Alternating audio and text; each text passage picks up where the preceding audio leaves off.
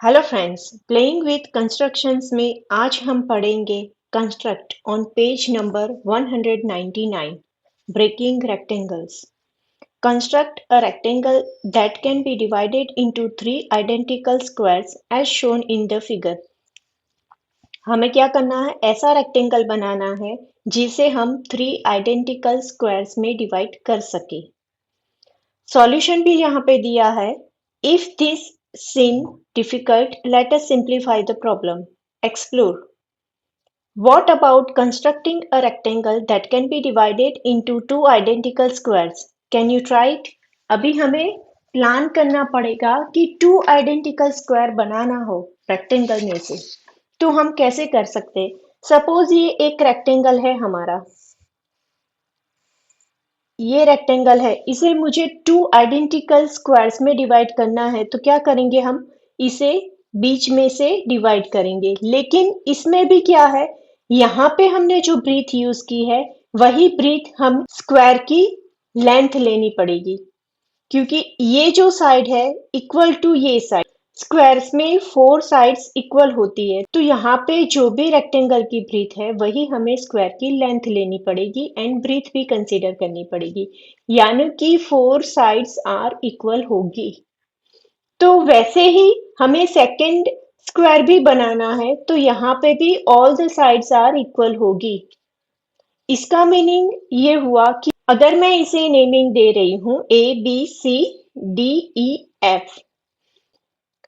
तो इस साइड की जो भी साइज होगी वही साइज ये साइड की भी होगी, यानी कि AB इक्वल टू BC, और ये जो साइज होगी वही साइज यहाँ की भी होगी, यानी कि BC इक्वल टू AF, या तो फिर AF इक्वल टू CD और CD equal to DE and DE equal to EF. All the sides are equal. और यहाँ पे बुक में हमें दिया है कि इक्वल साइड होने की वजह से हमने यहाँ पे ये जो सिंबल यूज किया है यही सिंबल सभी साइड्स पे आएगा, यानी कि जितनी भी इक्वल साइड है उसमें सेम सिंबल लगेगा. अगर आप ऐसा सिंबल लगा रहे हो तो सभी इक्वल साइड्स पे सेम सिंबल आपको यूज करना पड़ेगा. इतना समझ में आया? यहाँ पे हमें ये जो थियरी पोर्शन दिया है इसमें हमें वही समझाया है. और यहाँ पे हमें बोला है कि to draw the rectangle ACDF, one could assign any length to AF. For example, if we assign AF equal to 4 centimeter, then what must be the length of ACB? अभी यहाँ पे हमें बोला है कि ACDF ये जो रेक्टेंगल है, इस रेक्टेंगल को ड्रॉ करने के लिए अगर हम AF की साइज कोई भी असाइन करें तो चलेगा. यहाँ पे अज्यूम की है कि AF इक्वल टू हम लेंगे 4 सेंटीमीटर. तो यहाँ की ये जो साइज है वो कितनी होगी?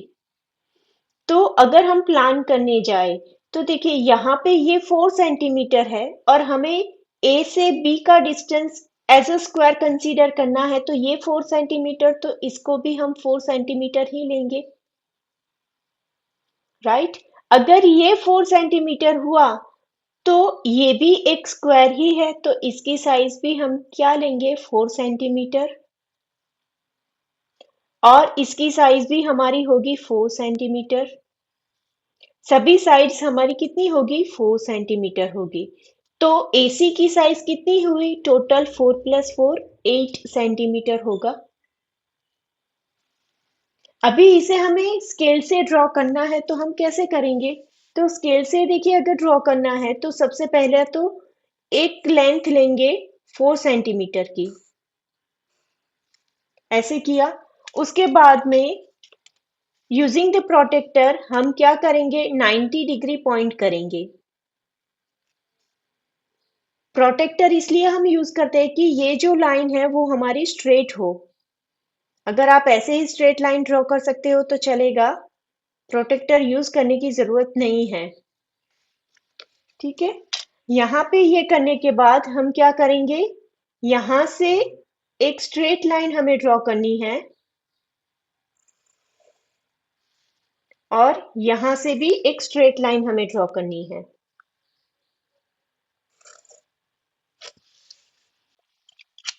नाउ अभी हमें क्या करना है, देखिए यहाँ 4 सेंटीमीटर की हमने लेंथ ली है, तो यहाँ पे हमारा क्या आएगा, 4 सेंटीमीटर आएगा। स्क्वायर्स में ऑल द साइड्स इक्वल होती है, राइट। ये 4 सेंटीमीटर और नीचे से भी ये कितना, 4 सेंटीमीटर ही होगा। और इन दोनों को हम क्या करेंगे, ज्वाइन करेंगे। वैसे ही सेम द वे यहाँ पे भी हम लेंगे 4 सेंटीमीटर और नीचे भी लेंगे 4 सेंटीमीटर कंसीडर करके, ये दोनों पॉइंट्स को हम ज्वाइन करेंगे। और ये जो एक्स्ट्रा लाइंस है उसे रब कर देना और इसे नेमिंग देंगे A, B, C, D, E and F. सभी की साइज कितनी है, सेम है, तो हम ये सेम वाला मार्किंग करेंगे। उसके बाद नेक्स्ट स्टेप, अगर मुझे ए बी की साइज यहाँ पे चाहिए तो कितनी होगी, वो ए बी इक्वल टू मेरा है 4 centimetre. B C equal to है 4 सेंटीमीटर। तो फिर हमारा ए सी इक्वल टू क्या हुआ, ए सी इक्वल टू हुआ हमारा 8 centimetre. Now A C equal to D F होता है, तो वो भी कितना हुआ हमारा 8 सेंटीमीटर। ये साइज और यहाँ पे ये साइज, रेक्टेंगल में ऑपोजिट साइड्स इक्वल होती है, ये दोनों साइड्स इक्वल होगी और यहाँ पे ये दोनों साइड्स इक्वल होगी, राइट। इतना समझ में आ गया ना। अगर हम नेक्स्ट स्टेप बुक में देखने जाए तो बोला है कि explore, can the rectangle now be completed, rectangle अभी कंप्लीट हो गया। हाँ, तो ये रेक्टेंगल इस तरीके से अभी हमने कंप्लीट कर दिया। नाउ नेक्स्ट पॉइंट हमें यहाँ पे क्या बोला है, in fact, one could proceed by drawing AF without even measuring its length using a ruler. ये जो साइज है वो हमने रूलर से मेजर करके ली है। वो मेजर करने के अलावा भी हम यूजिंग द कंपास यूज करके ये चीज कर सकते हैं। तो देखिए, सपोज मैंने यहाँ पे एक साइज ली है, यहाँ पे एक साइज ली, ठीक है। अभी ये कितनी लेंथ मैंने ली है यहाँ पे वो मुझे पता नहीं है, लेकिन हम क्या करेंगे, यहाँ पे हम एक स्ट्रेट लाइन लगाएंगे और यहाँ पे भी एक स्ट्रेट लाइन लगाएंगे। सेम वे यहाँ पे भी एक स्ट्रेट लाइन करेंगे, ठीक है। स्ट्रेट लाइन करने के बाद हमें क्या करना है, हम हमारा जो कंपास है, कंपास की टिप को यहाँ पे एक पॉइंट पे रखना है और उसके बाद यहाँ का साइज निकालनी है कि कंपास की कितनी साइज हमें लेनी पड़ेगी। यहाँ पे एक पॉइंट रखा और यहाँ पे पेंसिल का दूसरा पॉइंट रखा, तो ये साइज है हमारी। हम क्या करेंगे, कंपास की टिप को ये पॉइंट पे रखेंगे और यहाँ पे मार्क करेंगे। सेम वे यहाँ पे भी वही होगा, टिप को रखा और यहाँ पे मार्क किया। तो इससे क्या होगा, ये जो हमें मिलेगा, यहाँ पे ये मुझे एक स्क्वायर मिला, ये जो स्क्वायर है इसकी सभी साइड सेम होगी। कैसे, तो देखिए अभी मैं काउंट करती हूँ। यहाँ पे देखिए हमने लिया है 5 सेंटीमीटर और अगर मैं यहाँ से इसे काउंट करूँ तो देखिए ये भी कितना होता है, 5 सेंटीमीटर। और ये साइज हमें देखनी है तो ये भी कितनी होती है, 5 सेंटीमीटर। समझ में आया। यहाँ पे मुझे दूसरा भी स्क्वायर चाहिए तो हम क्या करेंगे, यहाँ पे सिंपली इससे मार्क करेंगे और ये दो पॉइंट्स को ज्वाइन करेंगे, तो ये हो गया हमारा दो स्क्वायर।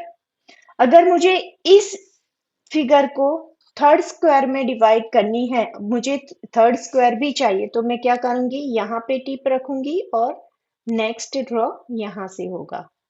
इस लाइन को हम आगे बढ़ा देंगे, इस पॉइंट तक लाइन जाएगी ये,